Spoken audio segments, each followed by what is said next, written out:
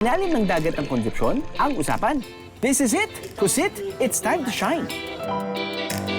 Ang isa sa pakulo na ginagawa nila rito, literal na pakulo sa kawa para makagawa ng guilt-free na squid chicharon. Gamit ang pinagmamalaking ballpen squid ng Concepcion, Iloilo. Itong squid ay kuha ng aking husband doon sa laot. Una munang gigilingin ang mga nahuling pusit para mapino ito. Itong giniling, lalagyan ko ng asin. Ito lang ang ginagawa kong panglasa ng aking squid chicharon.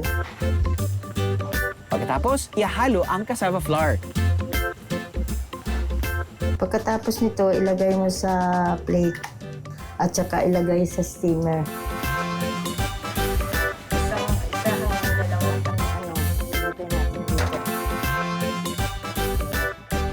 Matapos ang ilang minuto, pwede na itong ilagay sa dehydrator. At ito na yung kalabasan niya. Nag-dry na siya.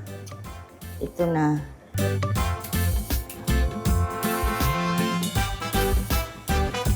Lagyan natin ito ng katamtaman lang at saka ilagay dito. So, pwede mo natin Rita time! Ito na po yung ating finished product, squid chicharon, na dito lang natin makikita sa Concepcion, Iloilo. Super crunchy at saka super masarap.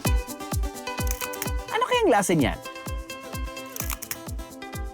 Malalasahan mo talaga yung squid. Masarap siya, malasat, tsaka bago kasi siya sa panlasa kasi ngayon pala ako nakatikim ng may squid talaga.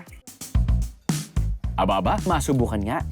Squid chicharon. Usually kapag chicharon, pork grind, tapos nun, lulubo na lang siya dahil sa sobrang heat ng oil. Ano kaya paano ginagawa ko?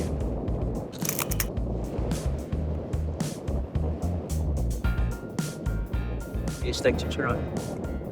Like pork chicharon. It's healthier. Dahil ang squid, walang taba. Oh my goodness. Ba't pa kay squid to?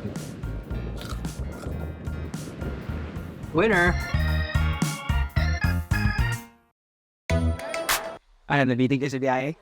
God! All you gotta do is just subscribe to the YouTube channel of GMA Public Affairs and you can just watch all the Behind the Drew episodes all day, forever in your life. Let's go! Yeehaw!